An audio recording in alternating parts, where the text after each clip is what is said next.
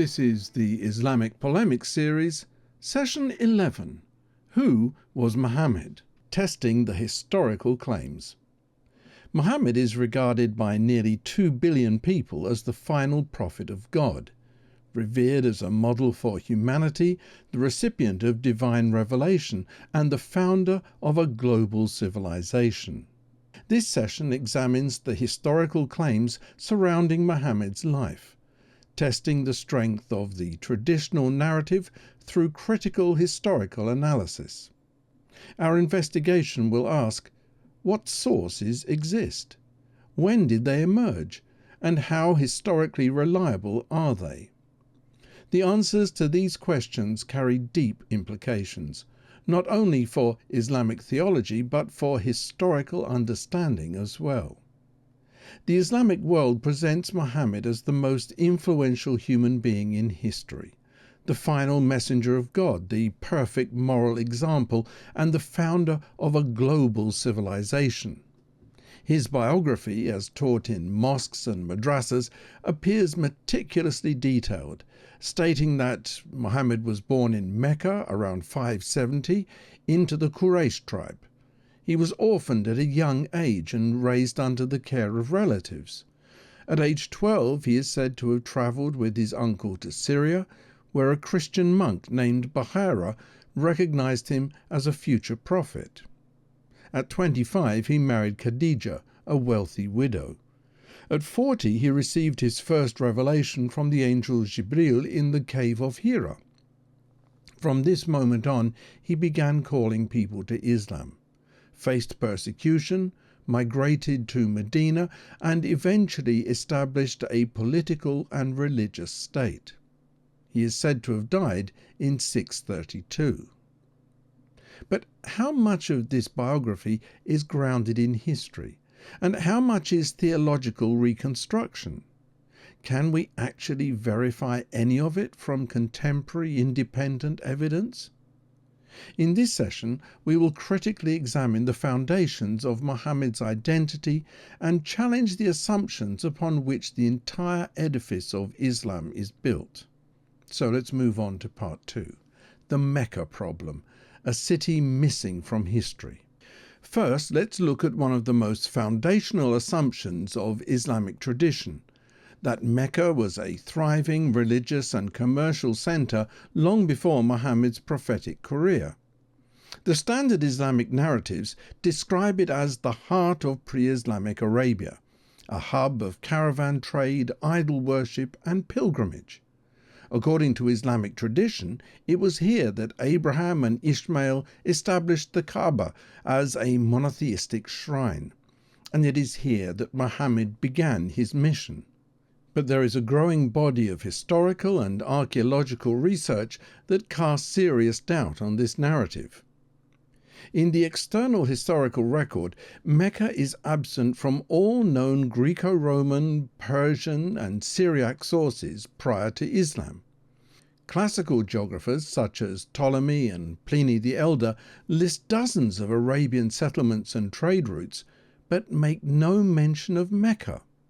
Likewise, pre-Islamic inscriptions and archaeological surveys across the Hijaz, the western coastal area of Saudi Arabia, have yielded no evidence confirming the existence of Mecca as a 7th century settlement, let alone as a major religious or commercial centre.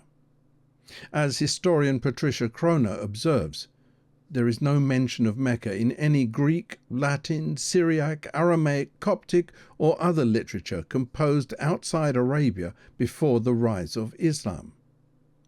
Historian Robert Hoyland similarly notes that while some 7th century Christian and Jewish sources refer to Arab movements or a prophetic figure, none mention Mecca, not even in passing. Even within Islamic studies, the role of Mecca has been questioned. Patricia Kroner and Michael Cook argue that the location of Islam's sanctuary in Mecca was not original, stating that, in effect, the sanctuary was moved to Mecca, and the location of the Hagarine sanctuary in Mecca was secondary. Some scholars, most notably Dan Gibson, have gone further, arguing that the original Islamic sanctuary was not located in Mecca at all, but in Petra, based on Qibla directions in early mosques and the absence of early Meccan archaeology. While this theory remains controversial and outside mainstream academic consensus, it underscores the mystery surrounding Mecca's historical invisibility. These findings suggest that Mecca's theological centrality was not inherited but constructed, a retroactive imposition on the historical landscape designed to anchor Islam's origins within an Abrahamic framework. Islamic sources struggle to define Mecca in any consistent geographical terms. The Qur'an does not describe its location, its size, its geography, or its relationship to surrounding civilizations. Surah Al-Fath, verse 24, mentions the Valley of Mecca, but does not clarify its historical importance or its demographics. Islamic tradition claims that Surah Al-Baqarah, verses 125 to 127, whilst not mentioning it by name, ties Mecca to Abraham and Ishmael. But there is no Jewish or Christian record of Abraham travelling to Arabia, let alone building a sanctuary there. The Qur'an does mention a sacred place of worship, al-Masjid al-Haram, and refers to a sanctuary in Bakka, that's in Surah Al-Imran, verse 96, but it never explicitly locates this sanctuary in the Meccan Valley. Islamic tradition came to equate al-Masjid al-Haram with the Kaaba in Mecca, but the Qur'an itself offers no clear geographical identification, opening the door to competing scholarly interpretations.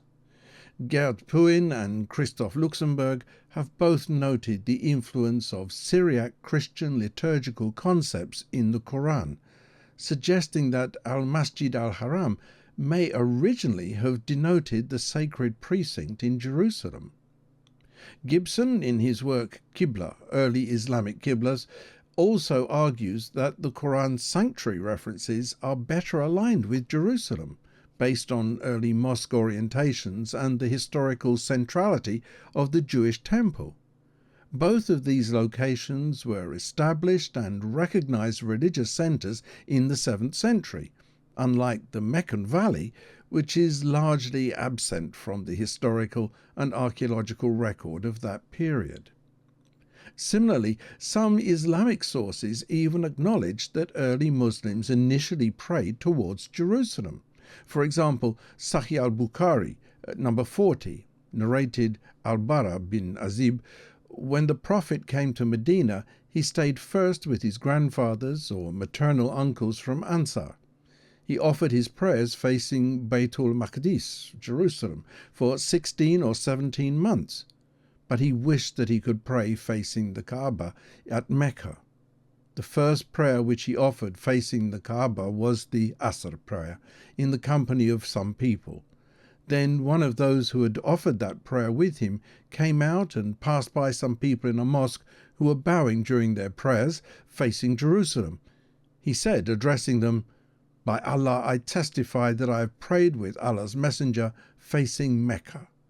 Hearing that, those people changed their direction towards the Kaaba immediately. It's also worth noting that there is a striking absence of corroborating historical evidence for Mecca compared to the wealth of detail available about other Arabian cities of the period, such as Najran, Taif, and even Yathrib, later called Medina, all of which appear in external records or epigraphic evidence. So why is Mecca missing?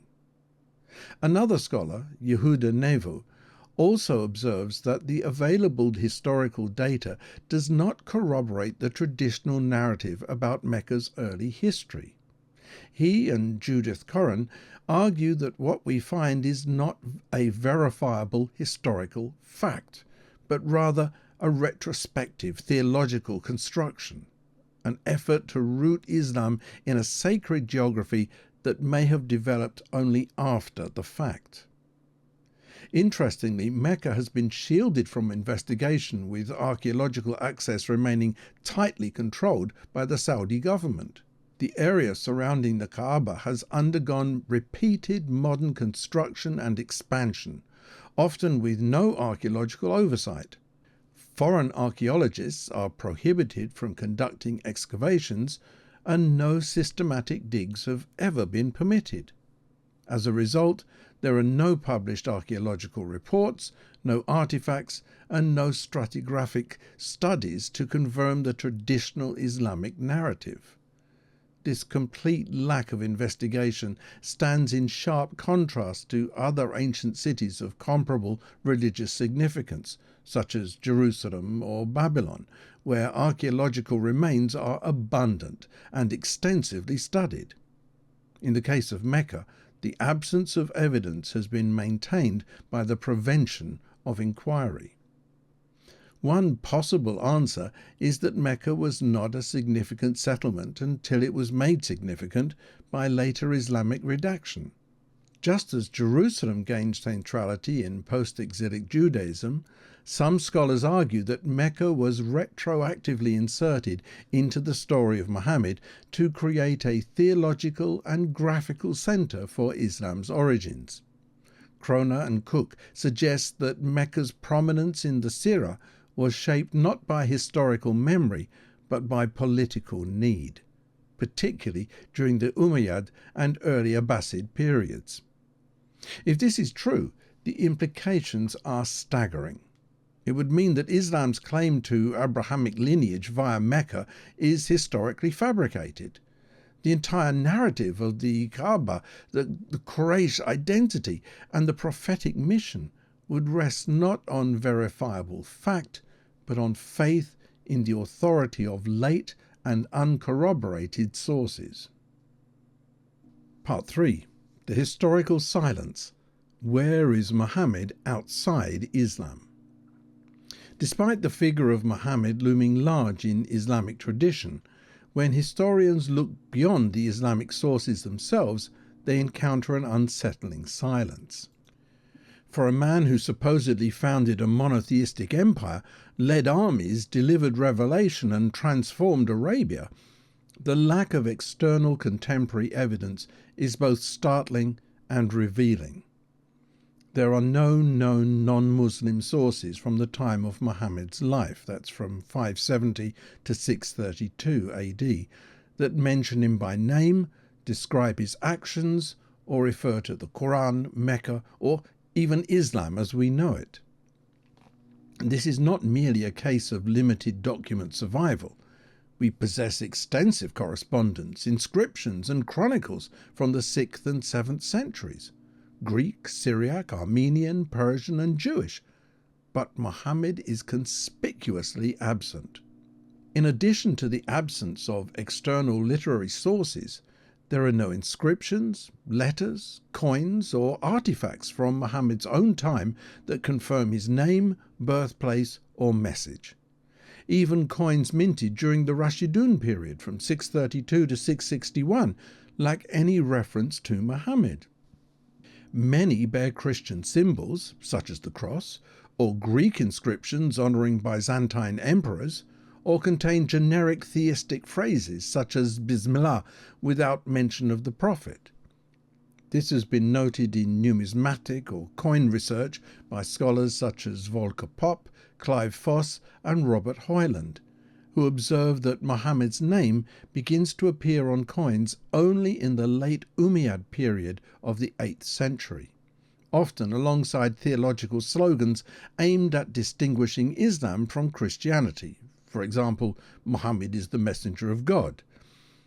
Some early Syriac Christian sources refer to the Arab conquests, labelling the invaders as Hagarenes or Saracens.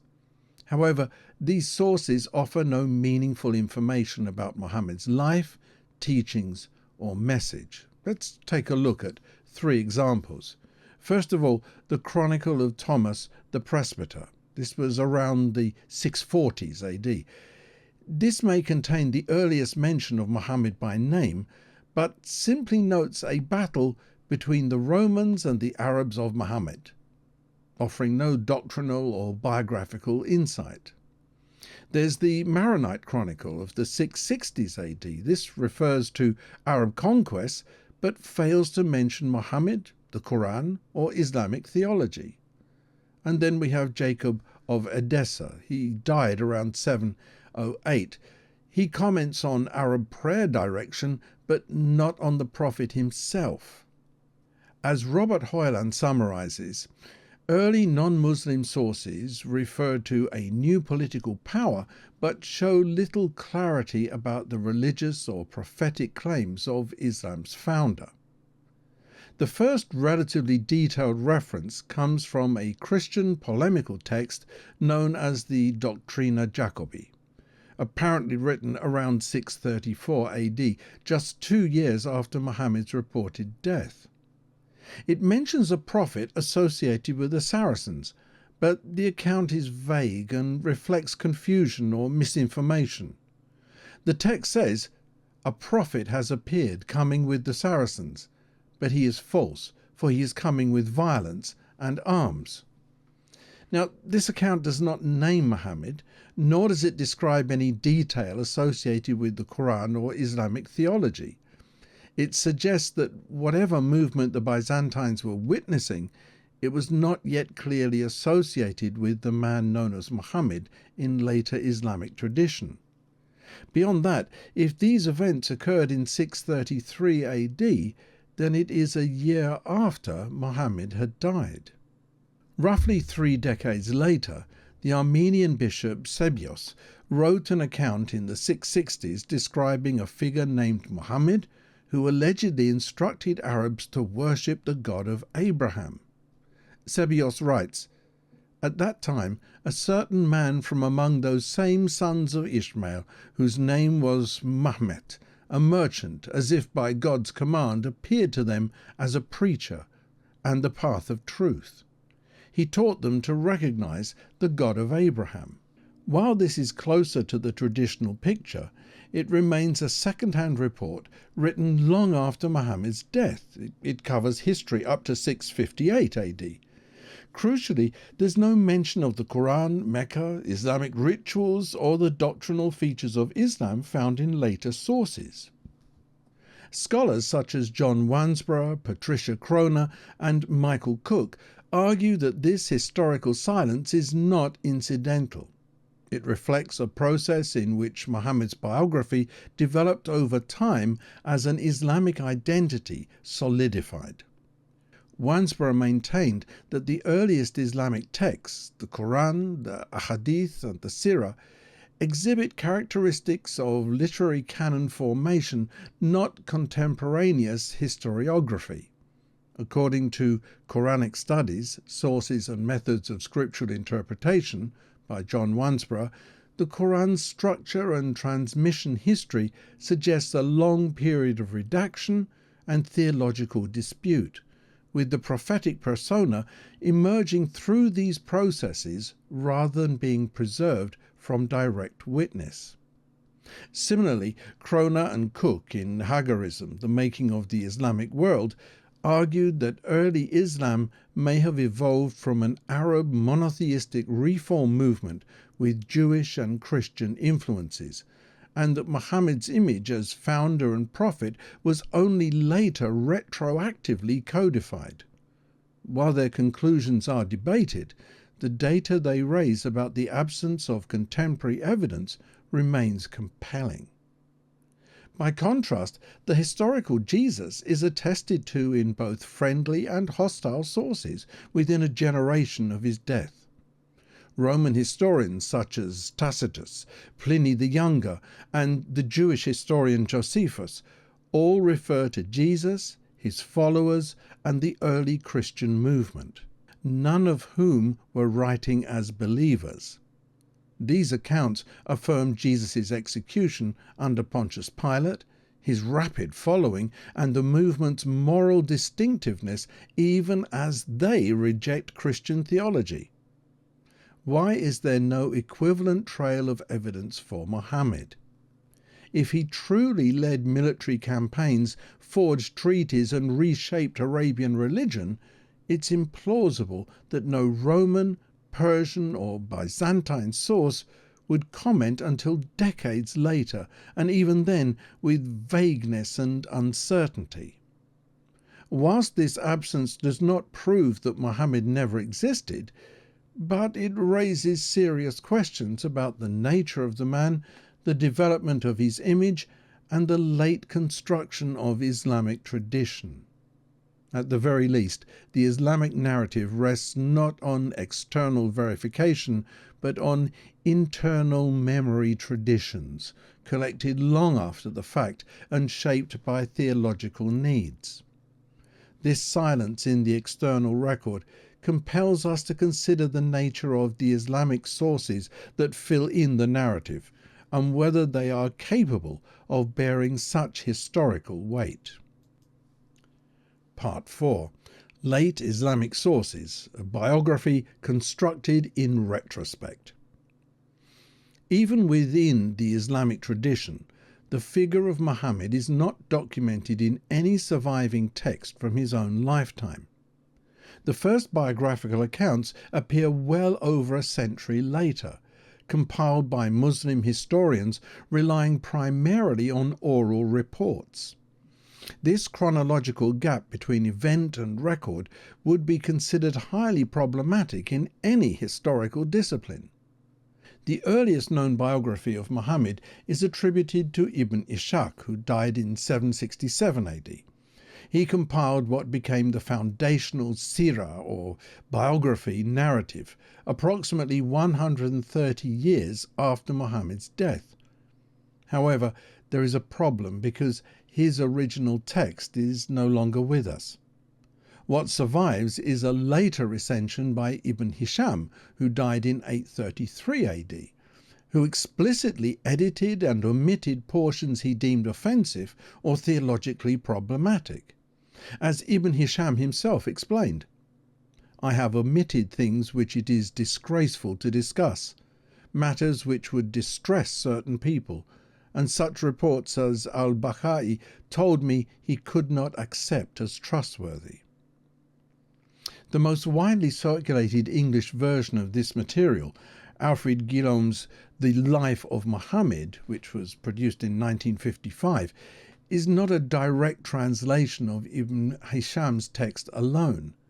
Rather, it is a scholarly reconstruction that combines Ibn Hisham's recension with parallel passages preserved in al-Tabari's historical chronicle. Guillaume's aim was to approximate the original content of Ibn Ishaq's work by reintegrating material that Ibn Hisham had excluded. So we should note that Ibn Hisham's admission alone is significant. It shows that even by the 9th century, Islamic history was being shaped by selective editorial choices, not preserved objectively, but crafted to meet the evolving moral and theological standards of the community. More concerning still is the absence of any extant manuscript of the Sirah prior to the 10th century. The earliest physical traces of Ibn Hisham's work appear centuries after his death, with no verifiable transmission chain back to the 8th century. The reliance on internal Islamic copying traditions, without any external corroboration, undermines claims to textual continuity. Some researchers have questioned whether elements of the received biography were consolidated or standardized under later theological or political influences, particularly during the Abbasid period. Other early compilers, for example al-Waqidi, Ibn Sa'ad and al-Tabari, were also writing under Abbasid patronage, many generations after the events they describe. None were eyewitnesses, and all depended on oral traditions, political interests, and sectarian consolidation, which serves to further obscure any historical facts. Each relied on chains of narration, or isnads, supposedly tracing stories back to earlier transmitters. In these contexts, memory was not preserved but curated. These sources offer extensive detail, Muhammad's orphaned childhood, his marriage to Khadija, his temperament and conduct. Yet none of these accounts are attested in any external or contemporary evidence. The story of his orphanhood, for instance, appears only in internal tradition and conforms to well-worn hagiographic motifs, evoking divine favour and moral strength. Likewise, the narrative of his marriage to a wealthy widow legitimizes his commercial and social status, but lacks any corroboration outside Islamic sources. These stories are theologically meaningful, but historically opaque. Islamic history attempts to validate such material through the chains of transmission, those isnads, which are meant to trace each report back to early witnesses. But as hadith criticism has shown, the presence of an isnad does not guarantee historical reliability. Chains could be fabricated, truncated, or restructured to enhance credibility. Often conflicting reports are preserved side by side, each with its own isnad, leaving no objective standard for adjudication. As Harold Modsky and others have shown, isnads frequently reflect ideological development rather than authentic memory. Worse still, the biographies and hadith collections contain internal contradictions. In one report, Muhammad forbids the writing of hadith. In another, he commands it. On the one hand, narrated Hammam bin Munabi that he heard Abu Huraira say, "None of the companions of the Messenger of Allah narrated more ahadith from him than me, except Abdullah bin Amr, for he used to write them down and I did not write." This is in Jami at-Tirmidhi. On the other hand, the Messenger of God said, "Except al-Idhir, Abu Shar, a Yemeni, stood up and said, 'O Messenger of God, get it written for me.' The Messenger of God said, 'Write it for Abu Shar.'" This is in al-Luqata. As an aside, these quoted ahadith also open up discrepancies in faith for some who claim to be Qur'an-only Muslims. Even though this can be a contradiction in terms, Muslims are supposed to follow the Sunnah, which is taken from both the Qur'an and the ahadith, and it's the foundation of Islamic practice. Some practices, such as the 5 prayer times, cannot be found in the Qur'an alone, so one can question whether being Qur'an only is a legitimate Islamic position. Here we have Muhammad apparently both endorsing and condemning the writing of the hadith.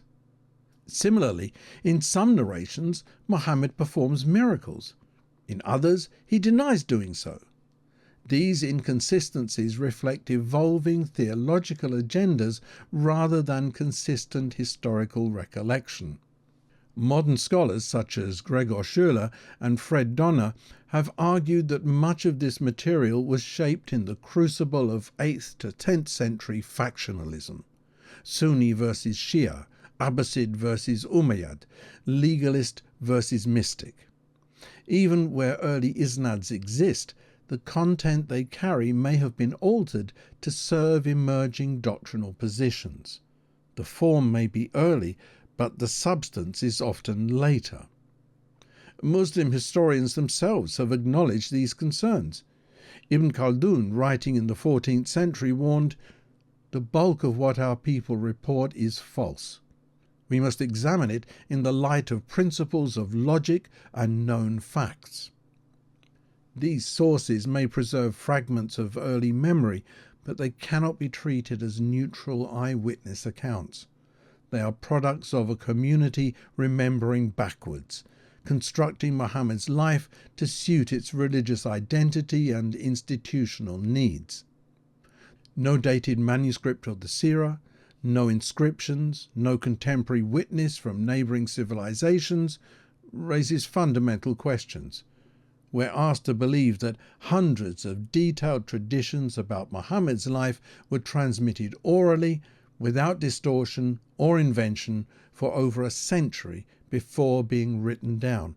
by communities already deeply invested in presenting him as a prophet. In evaluating these traditions, we must recognize that they are not simple records of fact. They are theological artifacts, crafted to legitimize authority, to settle disputes, and shape orthodoxy. The Muhammad they present is not a historical man observed by contemporaries, but a constructed persona remembered by later believers. In the view of many revisionist scholars, if a man had truly lived, fought, preached, and governed as Muhammad is said to have done, the silence outside Islamic literature would be inexplicable.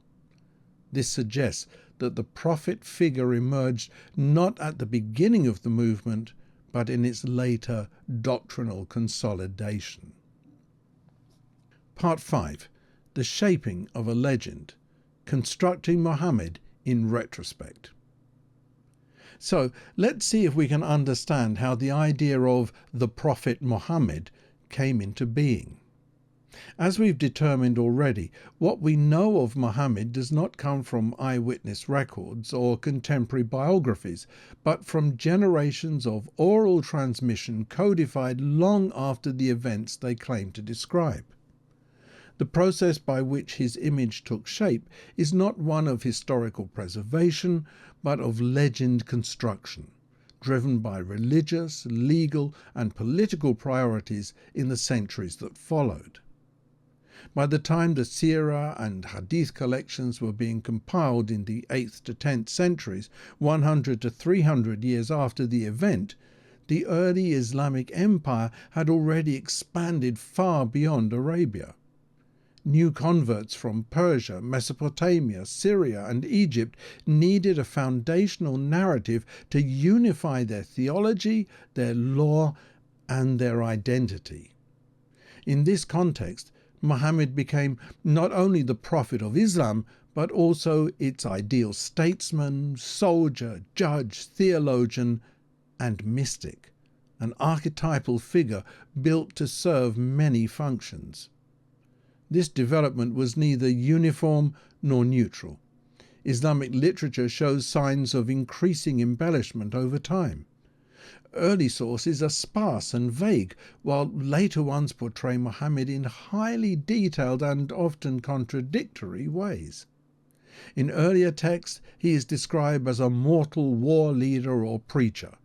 In later ones, he is sinless, pre-existent, and cosmically exalted. One striking example of retrospective embellishment is the story of Bahira, the Christian monk. According to Islamic tradition, Muhammad travelled to Syria as a child with his uncle's caravan.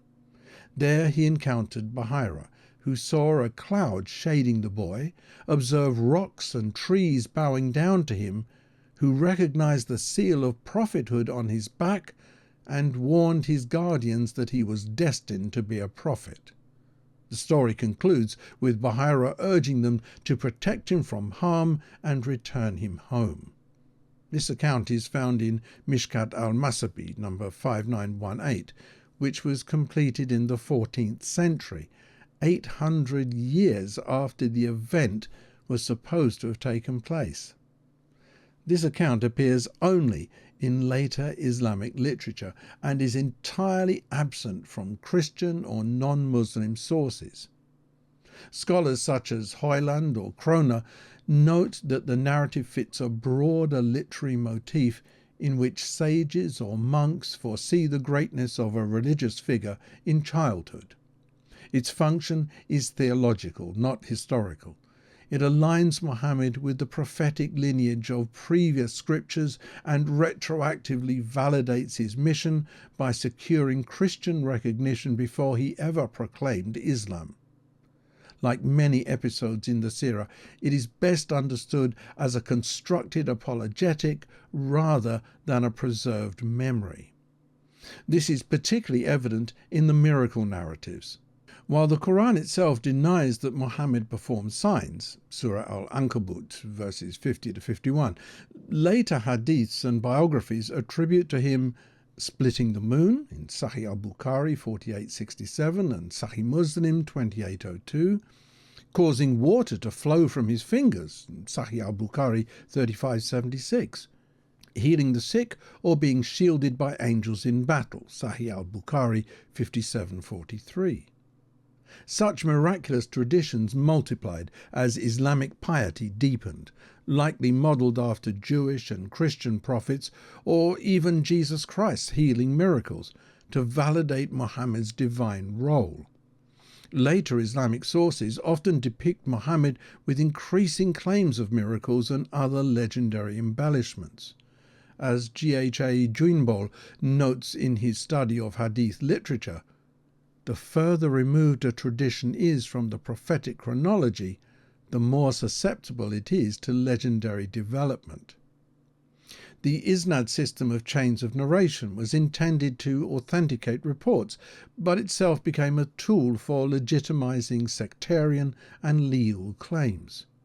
Fabricated isnads were sometimes invented to support theological doctrines or jurisprudential opinions.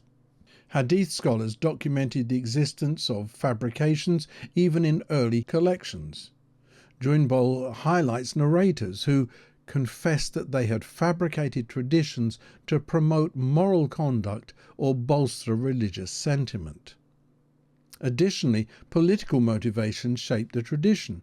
For example, Abbasid rulers patronized scholars who presented Muhammad as anti-Umayyad. Shia compilers emphasized hadiths that elevated Ali's role. Jurists favored reports that supported emerging schools of Islamic law. This gradual layering of theology, politics, and mythology gave rise to a composite Muhammad, part historical, part legendary. What began as oral memory was solidified into a literary canon that served the empire's unity, identity, and power. The emergence of Muhammad's name in early Islamic inscriptions and coins during the late 7th century is often presented as historical confirmation. However, these references are neither biographical nor neutral. The Dome of the Rock inscription, built by Caliph Abd al-Malik in 691 to 692, is the earliest known instance in which Muhammad is explicitly named in Arabic epigraphy. Muhammad is the servant of God and his messenger. The inscription appears over half a century after Muhammad's death and functions not as a chronicle but as a polemical theological statement, denying the sonship of Jesus and affirming Islamic monotheism over Christian claims. At this point it's worth noting the following. While the inscription reads, "Muhammad is the servant of God and his messenger," some scholars have questioned whether this should be understood as referring to a historical individual named Muhammad, or rather as a title meaning the praised one, possibly even referring to Jesus. Due to the absence of diacritical marks in early Arabic, the consonantal skeleton, Muhammad, or Mim Ha Mim Dal, could be read in multiple ways. Scholars such as Gunther Lühling, Christoph Luxemburg, Gerd Rüdiger Puin, and Patricia Kroner have proposed that early Islam may have evolved from heterodox Christian or Judeo-Christian sects. We've already considered in a previous session that Islam may have originated as an ultra-Aryan form of Christianity. The Dome of the Rock inscription might originally have praised Jesus under the honorific the Praised One, i.e. Mahmud, not a separate prophet. While these theories remain minority positions, they highlight the ambiguity of early Arabic epigraphy and the theological fluidity of Islam's formative period. Other early coins and rock inscriptions echo similar Quranic formulas, but none offer any historical detail about Muhammad's life or actions. Unlike coins from the earlier Rashidun period, which bore no reference to Muhammad, later Umayyad coins introduced confessional inscriptions as part of an emerging Islamic state identity. These references confirmed that Muhammad's name was in circulation, but they also confirmed that it was being used in carefully curated theological contexts, most often to contrast Islam with Christianity. They support the conclusion that the figure of Muhammad was being developed in service of imperial identity, not preserved by historical memory. By the 10th century, the fully formed narrative is nearly inseparable from the figure it claims to portray. Fred Donner observes that the early Islamic community building often preceded the formation of Muhammad's prophetic identity and was later retroactively shaped to align with developing theology. Sean Anthony similarly argues that Muhammad's biography emerged as a part of a sacred imperial narrative that legitimized power and religious authority. This is not to say that Muhammad did not exist, but the Muhammad of the Islamic tradition is not a man of history. He's a construct of retrospective imagination, of theological need and imperial ambition. Part 6. Constructed Identity. Muhammad as a retrospective invention? One of the most striking features of Islamic theology today is the centrality of Muhammad. From the moment a convert recites the Shahada, "There is no God but Allah, and Muhammad is the messenger of Allah," Muhammad is inseparably bound to the identity and salvation of every believer. He is the ultimate model, the Uswa Hasana, the intercessor, the lawgiver, the leader of all the prophets, and even, in mystical traditions, the pre-existent light through which the universe was created. However, as we have already seen, this degree of centrality does not emerge in the earliest Islamic evidence. The Muhammad of the Qur'an is not yet the Muhammad of later Islam. In fact, the Qur'an contains relatively few biographical details about Muhammad's life. His name appears only 4 times: Surah Ali Imran, verse 144, Surah Muhammad, verse 2, Surah Al-Fath, verse 29, and Surah Al-Azhab, verse 40. And nearly all references are functional, not narrative. The Quranic Muhammad delivers warnings, recites verses, leads prayer, and interacts with his opponents, but we're told almost nothing of his background, family, appearance, or character. This stands in contrast to later Islamic literature, where Muhammad becomes the center of devotional, legal, and even cosmological theology. By the 9th and 10th centuries, Hadith collections portray him as the walking Qur'an, the sinless example, and the eternal intercessor. Tales of his miraculous birth, pre-existence, light emission, and cosmic significance fill Sufi writings and mystical commentaries. In many ways, Muhammad is not simply a messenger, but the very meaning of the message. As established previously, Muhammad's name is largely absent from the earliest coins, inscriptions, and declarations attributed to the Rashidun Caliphate. Even when he is mentioned later, these references are theological slogans, not biographical affirmations. The use of Muhammad's name serves primarily as anti-Christian polemic, not as devotional exaltation. Early Muslim inscriptions, such as those found in the Negev Desert or northern Syria, focused almost exclusively on Allah and the Day of Judgment.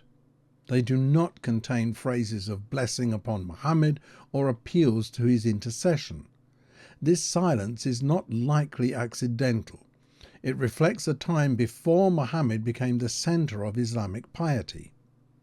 It's particularly telling that the full Shahada, including Muhammad's name, does not appear in the earliest public proclamations of Islam. The Qur'an itself only contains the first part, "There is no God but Allah." The second part, "And Muhammad is the messenger of Allah," emerges in fixed liturgical form only later, as Islam consolidates into a confessional state. By the time of the reign of Caliph Abd al-Malik, around 691 to 692, the second part of the Shahada first appears publicly on coins and inscriptions. This reflects not an original doctrinal core, but a gradual elevation of Muhammad's status as a tool of religious and political identity. As we've mentioned, the Hadith and the Sirah traditions emerged well over a century after Muhammad's death. With them comes a massive expansion of devotion. Muhammad is no longer just a transmitter of divine recitation, he becomes the walking embodiment of Islam itself. Reports about his hair, his sandals, his manner of eating, his posture in sleep, and even his sweat are collected and emulated. The Prophet becomes both exemplar and intercessor, with traditions affirming his role in securing paradise for believers or pleading for mercy on Judgment Day. Yet none of this appears in the Qur'an. Even the Qur'an's command to obey the messenger are situational and contextual, linked to his leadership, community order, or response to rebellion. They do not constitute a comprehensive doctrine of eternal imitation. The theological weight given to Muhammad's obedience in classical Islam reflects interpretation, not original instruction. As Islam transformed from a movement of proclamation into an empire of law, theology and identity, Muhammad's role was retrofitted to serve that transformation. The second part of the Shahada became essential. His name was placed on coins, his sayings were used to decide law, his example became the standard for everything, from family life to military conquest. Fred Donner, in Mohammed and the Believers at the Origins of Islam, rightly observes that almost all the materials preserved in the literary sources reflect the theological and political concerns of later generations, making it extremely difficult to recover what we would regard as historical information about Muhammad's life or message. It's a constructed centre, built over generations and used to justify religious hierarchy, political unity, and social control. The theological evolution does not stop with sainthood or moral example. In the mystical currents of Islam, Muhammad's role expands even further into the metaphysical. If the Qur'an portrays Muhammad as a messenger and tradition elevates him to a sinless exemplar, Islamic mysticism goes even further, transforming him into a cosmic principle, a pre-existent metaphysical reality through whom the universe itself was brought into being. This doctrine, developed within Sufi metaphysics, is known as the Nur Muhammadi, the Muhammadan light. It holds that Muhammad was the first creation of God, and that all of existence was generated from his primordial light. The concept reaches its most elaborate articulation in the writings of Ibn Arabi, who died in 1240, the greatest figure in classical Sufi metaphysics. He describes Muhammad as the Logos, al-Kalima, the first intellect and the means by which God manifests and sustains creation. This mystical elevation of Muhammad so closely parallels Christian theology, where Christ is identified in the Gospel of John as the eternal Logos, it really staggers belief. This doctrinal development, unknown to the Qur'an and absent from the earliest historical strata of Islam, marks a radical theological elevation of Muhammad, shaped in conscious imitation of Christian metaphysical categories. It suggests not only a transformation in how Muhammad was understood, but a striking convergence with the very Christology that Islam elsewhere rejects. What began as a prophetic mission rooted in recitation and monotheism gradually became a layered theological construct, one that culminates in Sufism, with a metaphysical elevation that rivals the Christology of the New Testament. Part 7. Conclusion. Can we know who Muhammad really was? The Islamic claim is bold and sweeping. Muhammad is not only a prophet, but the final prophet, the seal of the prophets, as it says in Surah Al-Ahzab, verse 40. His life and words, Muslims are told, are to be emulated in every generation by every believer. He is presented as the ideal human, the exemplar of morality, the perfect servant of God. But can such a claim withstand scrutiny? We are entitled, indeed obligated, to ask the hard questions. Why is there no physical evidence from Muhammad's own lifetime? Why are the earliest historical references to him vague, theological, or even contradictory? Why is his biography constructed so late and from sources so questionable? Why does Islamic tradition require centuries of elaboration before it becomes coherent? And most pointedly, why does the Qur'an itself present so little verifiable information about Muhammad? Despite containing over 6,000 verses, the Qur'an offers surprisingly little concrete information about Muhammad's life. Key elements of his biography, assumed foundational in later tradition, are entirely absent from Islam's primary text. Many of the most commonly accepted details of Muhammad's life appear not in the Qur'an but only in much later tradition. The Qur'an itself, despite its length, omits even the most foundational elements of the Prophet's biography. For example, it names Mecca only once, Surah Al-Fath, verse 24, and never in explicit connection to Muhammad's early life or mission. It never mentions his parents, Amina or Abdullah. It doesn't mention his tribe, the Quraysh, in association with him. Even Surah Quraysh omits this connection. It never names his wives, like Khadija or Aisha, or companions like Abu Bakr or Ali. It provides no narrative arc of his life or prophetic mission, only scattered episodes without chronology. It does not explain how revelation was received, nor how the Qur'an itself was compiled, matters addressed only in later Hadith literature. Even where the Qur'an speaks of Muhammad, it raises theological questions. Why is Muhammad commanded to ask forgiveness for his sins in Surah Muhammad, verse 19? Why is he told he cannot perform miracles to validate his prophethood in Surah Al-Isra, verses 90 to 93? Why does Surah At-Tahrim, verses 1 to 3, rebuke him for hiding the truth? And why does Surah Abasa, verses 1 to 10, portray him as dismissive of a blind man seeking the truth? This is not the portrait of a sinless, perfect man. It's not a prophetic figure beyond critique. This has deep implications for Christian-Muslim dialogue. Islam claims to be a return to the true Abrahamic faith, rooted in the final prophet sent by God.